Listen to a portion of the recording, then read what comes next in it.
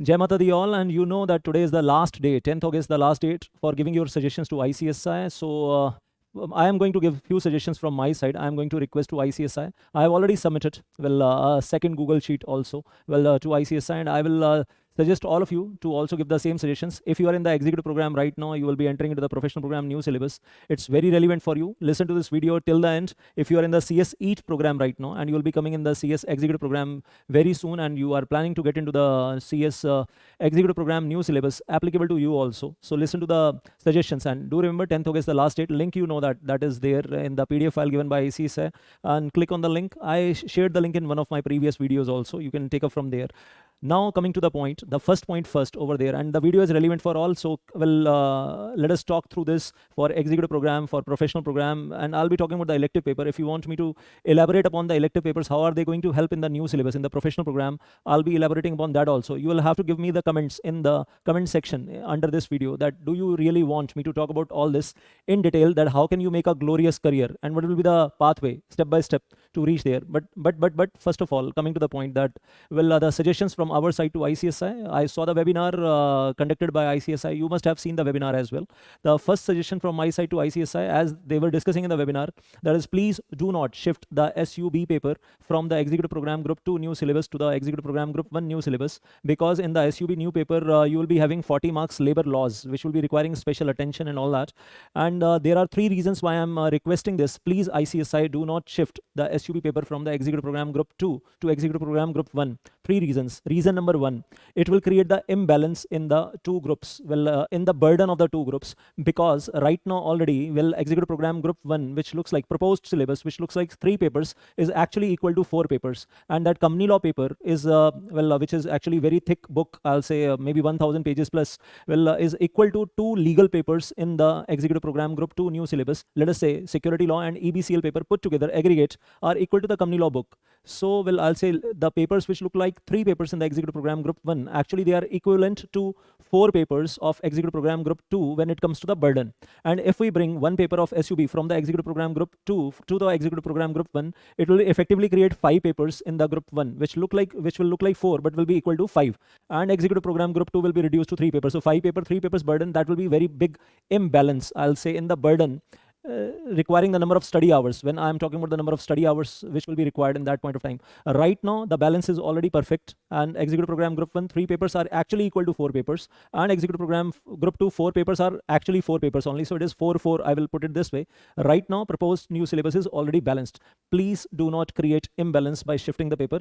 And yes, point number 2 under this, that is CS EAT pass out students who have just done the MCQ style question answers in the CS EAT, they will not be able to handle the workload in the Executive Program Group 1 if 1 more paper is brought into this.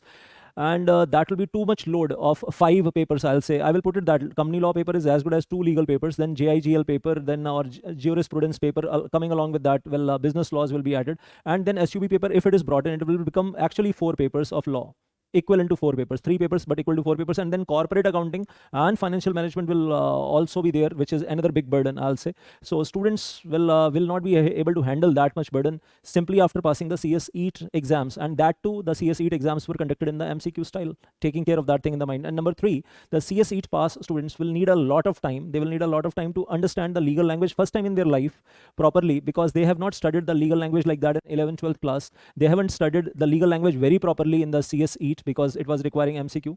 First time they will be doing the writing practice of legal language in the company law paper and jurisprudence and business laws paper. So they will be needing a hell lot of time for doing the writing practice also. Understanding the nitty-gritties of the law, understanding the interpretation of law, something we say behind the words, in between the lines, first time in their life, and then writing practice, doing the interpretation with the help of linkages of various sections, rules. It is not going to be the easy job in any case. In the CS EAT Executive Program Group 1, in the existing syllabus already. Again, I'm saying that, company law paper I requested earlier also, if possible, company law paper should be even broken into 2 parts, company law 1 and company law 2, and maybe that company law 1 is handling the entire company law except general meetings and board of directors KMP, and company law 2 is handling only the general meetings and board of directors KMP thing. You can break that paper into 2 if you feel like, so that it will increase the scope of the ICSI in asking the questions from company law. Instead of 100 marks questions, you will be able to ask 200 marks questions, dear ICSI, and students will be also happy learning so much of the company law, because they will be able to show their knowledge in company law 1 paper, company law 2 paper, if at all this paper can be broken into 2 parts. Entirely, I'll leave it to the ICSI. How do you deal with that? But point number 3, I'm just repeating there. CSE students will need the time, a lot of time, to understand that 1,000 pages of company law, and then maybe approximately 500, 600 pages of jurisprudence and business laws, which is coming up, getting added with the jurisprudence. And this will need a lot of time for understanding as well as for writing practice. So in any case, the main point is, please do not shift SUB paper from group 1 to from group 2 to group 1. That's humble request over there. Next one, I'll say professional program. Well, and I'll say all the students who are in the CS executive program right now, in the executive program group 1 or executive program group 2 right now in August 2022, and who are going to appear in the exams in the coming time, and they are planning to enroll in the CS professional program in in the coming times. Well, I'll say in the new syllabus. For them, I'll say my one request, dear ICSI, well, that merger and acquisition paper, which is right now merger and acquisition valuation and insolvency paper, 100 marks, and 50 marks is like merger, acquisition, takeovers and valuation, and 50 marks goes to insolvency and winding up. If that paper can be broken into 2 papers, well, because in the professional program group 2 new syllabus we are having 3 mandatory papers, we can make it 4 mandatory papers, and that 50-50 can be broken into 100-100, and merger acquisition and valuation paper can be made a 100 marks full paper with lots of case studies, practical case studies which are going on in the corporate world right now. And on the other hand, well, I'll say IBC, well, which is not only IBC 2016, along with that we have SARFACI, we have Recovery of Debt Act, we have, well, winding up in the company law, we have cross-border insolvency put together. All these put together with the latest case studies can be easily created into a 100 marks paper. And it used to be, IBC used to be a 100 marks paper in the old syllabus, in the elective.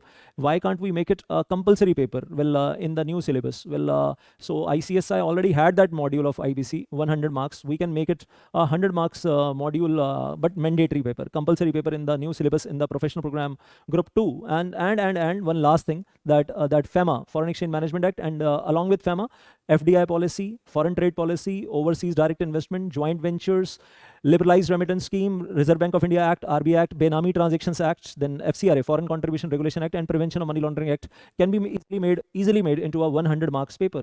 And maybe you can reduce some content out of this, because FAMA itself is so vast along with its regulations. If we can make a 100 marks elective paper, there are students who are actually pursuing their professional career in FAMA. I know many students who are pursuing their professional career in FAMA, and they are very happily doing that practice. Some of them are doing at lower level, mediocre level, or some of them are doing on a very high level.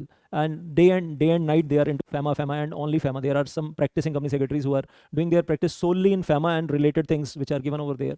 Can we have a 100 marks paper just to increase that weightage? Like we are talking about the IPR is there in executive program, in EBCL paper, well, or in economic commercial laws paper, 40 marks, and then in the professional program we are once again bringing that IPR 100 marks paper. Similar fashion, can we do this for FAMA and FAMA related laws also? Well, that's one humble request. So please take care of these suggestions from my side, dear ICSI, respected ICSI. And if anything can be done, I'll be really happy, because this is for the future of our professionals, for new budding professionals as well. Now coming back to the elective papers, well, talking to the students, I'm not talking about these things today, but I'd like to talk about this for your future in coming sessions. That arbitration, how can you really use this paper for your professional career step by step? How can you grow up into this paper? Likewise, labor laws. Likewise, when I'm talking about the intellectual properties or forensic audit, means what should you be doing in your student life, and how can you create a vision about these papers for your future, for your professional life? Well, we can talk about this. Well, I was keeping some blueprint in my mind. I have not really started writing too much on that. If you want me to write down, well, if you want me to talk about any topic, intellectual properties or new labor laws or arbitration or internal or forensic audit, you can put that in the comments over here and under this video, and I will be glad to talk about those topics. So this is it for today. Thank you so much. Jai Mata Di, and all the best from my side. Dil se to all of you for your future. Have a bright future. Have a successful future. Thank you so much. Jai Mata Di.